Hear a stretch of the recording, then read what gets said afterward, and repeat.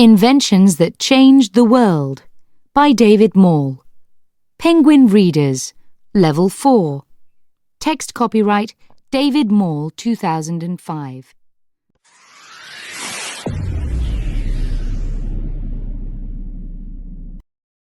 CD 2. Chapter 6. Flight. For many centuries, people watched birds and dreamed that they could fly. We cannot fly like birds, though. We don't have enough strength in our arms to move wings up and down. We also really need the power of an engine to drive us forward.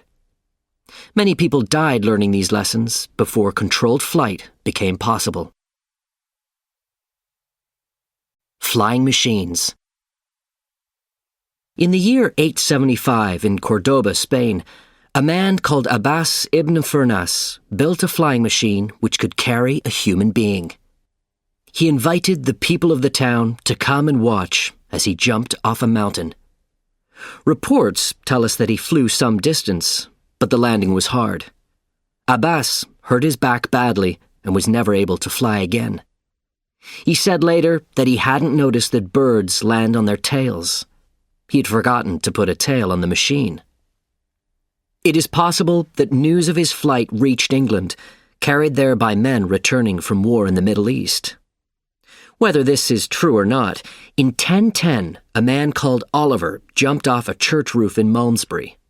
This time, we know the distance of his flight, 125 steps. He was only a little luckier than Abbas. He broke both his legs, but he too was never able to fly again.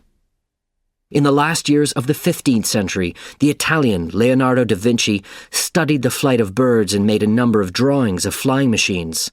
His early machines tried to copy the movement of birds' wings, which he didn't fully understand.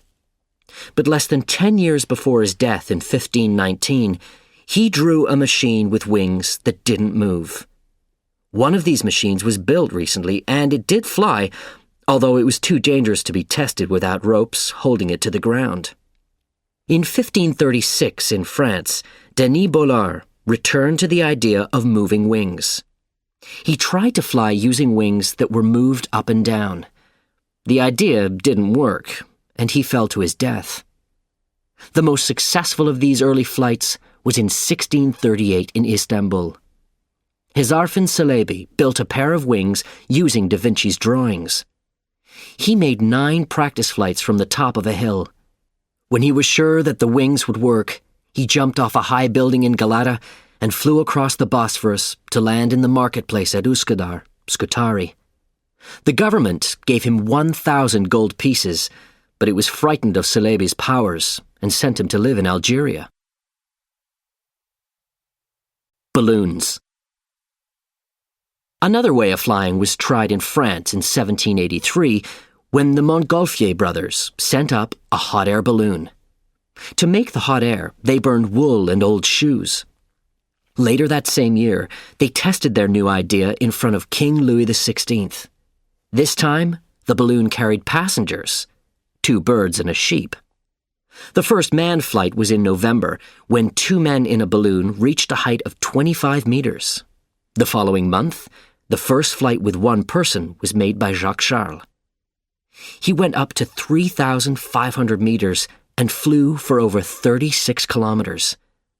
In January 1784, one of the Montgolfier brothers, Joseph, finally flew with 6 other passengers. A year later, a balloon crossed the water between France and England. The trip took 2.5 hours. Powered flight. Unfortunately, you can't control the direction that a balloon flies in. The Frenchman, Henri Giffard, tried to solve this in the middle of the 19th century. He built a long balloon known as an airship, which was powered by a steam engine. It flew 27 kilometers west from Paris to Trappes. In 1890, another Frenchman, Clément Adet, flew a steam-powered airplane for 50 meters near Paris. Although this was the first powered flight of an airplane, it mainly showed that steam engines were too heavy for the job. True flight only became possible with the arrival of the lighter gasoline engine. At the beginning of the 20th century, two American bicycle mechanics, Wilbur and Orville Wright, used a gasoline engine when they built their flying machine. On the 17th of December, 1903, this lifted into the sky at Kitty Hawk, North Carolina at 10:35 a.m. Orville was at the controls. The flight only lasted 12 seconds, but it was the first powered, manned, heavier-than-air controlled flight. The Wright brothers built a second machine, but their total flying time in 1904 was only 45 minutes. Then they learned how to turn the airplane, and in October 1905, they made a flight that covered 39 kilometers in 38 minutes and 3 seconds. The First World War. In the next few years, flying progressed very quickly. Louis Blériot became the first person to fly an airplane from France to England in 1909. Worried about war, all sides began to look at the possible uses of airplanes. At the beginning of the war, airplanes were mainly used for watching the positions of enemy soldiers.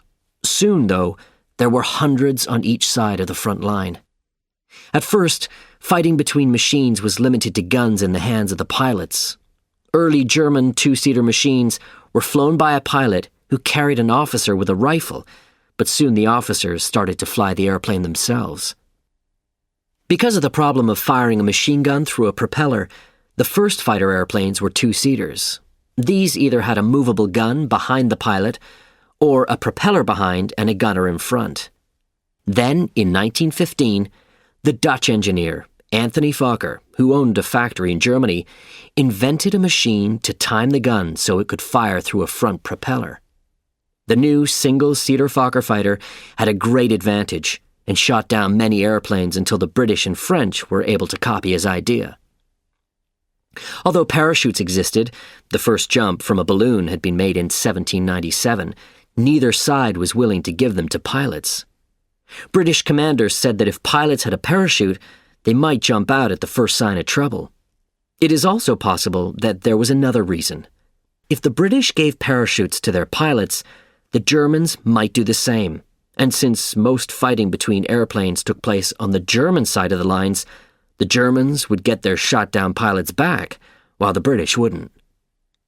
In the First World War, airships were also used for fighting.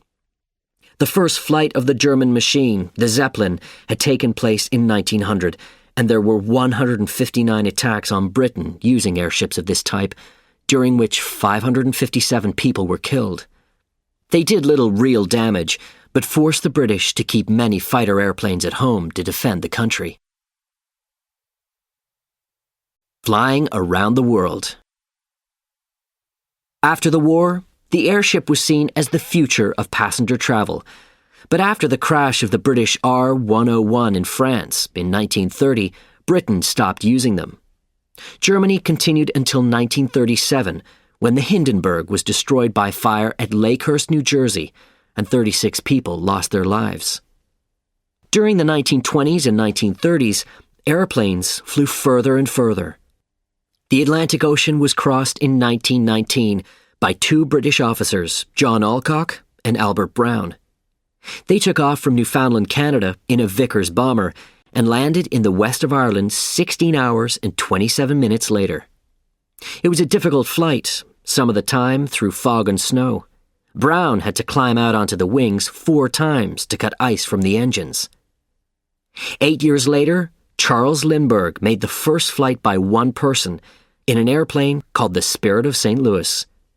The following year, another American, Amelia Earhart, became the first woman to fly across the ocean, although, as she said herself, she was really a passenger on an airplane flown by 2 men. She did it alone, though, in May 1932. She was the first woman to fly across the Atlantic alone, and she was the first person to do it alone since Lindbergh. Earhart made a number of other long-distance flights before she was lost over the Pacific in 1937 while she was trying to fly around the world. War and Peace. In September 1923, U.S. airplanes had bombed the old warships Virginia and New Jersey as a test. Both had been sunk within a few minutes. During the war, the usefulness of air power was shown time after time until all countries learned that warships needed airplanes to protect them, and that the most important ship was now one that could carry airplanes. The war between the US and Japan in the Pacific was fought between carriers that never went near each other. In the Second World War, bombing was used in a new and terrible way. Many cities were burned, and a new type of bomb was dropped on Hiroshima and Nagasaki in Japan in 1946. After this war, people looked again at the peaceful uses of air power, and in the 1950s and 60s, air travel became possible for more and more people. The de Havilland Comet, which first flew in 1952, was the first airplane built especially to carry passengers. But after 3 crashes in 2 years, it was taken out of the air. Its square windows led to weaknesses in the body of the airplane. Although later comets with round windows flew, the most popular airplanes by that time were built by the American companies Boeing and Douglas. In 1969, Britain and France produced the Concorde, the first passenger airplane to fly faster than the speed of sound. Many people thought that the future had arrived, but the real change had happened 2 years earlier, when the slower but enormous Boeing 747s began to fly. People realized that it was too expensive, noisy, and dirty to fly faster than the speed of sound. The future for passenger travel was increasing numbers of slower flights. The first helicopter had been flown in 1907 when Paul Cornu, a French inventor, built a machine that stayed 30 centimeters off the ground for 20 seconds. Then, in 1939, the Russian Igor Sikorsky built a usable machine. It stayed up over an airport in Stratford, Connecticut for 1 hour and 5 minutes in 1941, piloted by Sikorsky himself. Little progress was made with helicopters in the Second World War, although they were used greatly in later wars in Korea and Vietnam. In the world today, helicopters have a large number of peacetime uses, as air ambulances for police work and traffic control, as well as for travel. The first rocket to actually fly and work was the German V-2, first fired against England in September 1944. V-2s continued to land on southern England until March of the following year, when the British Army reached the part of Germany they were fired from. A number of German V-2 scientists later worked for the American and Russian space programs. In March 1946, the first American-built rocket reached a height of 80 kilometers, and in 1961, Yuri Gagarin became the first human being to travel in space when he flew once around the Earth. The space race, as it was called, continued through the 1960s.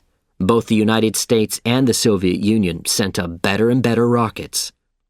In time, the Americans passed the Russians, and on the 20th of July 1969, Neil Armstrong became the first person to walk on the moon. The space program slowed down after this, although a space station, Skylab, was sent up in 1973. 8 years later, Columbia became the first vehicle to go into space and return to Earth. In 2004, Rover Spirit successfully landed on Mars. Americans plan to return human beings to the moon by 2020. These people will, they hope, build a scientific station and prepare to travel to Mars. At one time, people used to say, the sky's the limit. These days, this isn't true.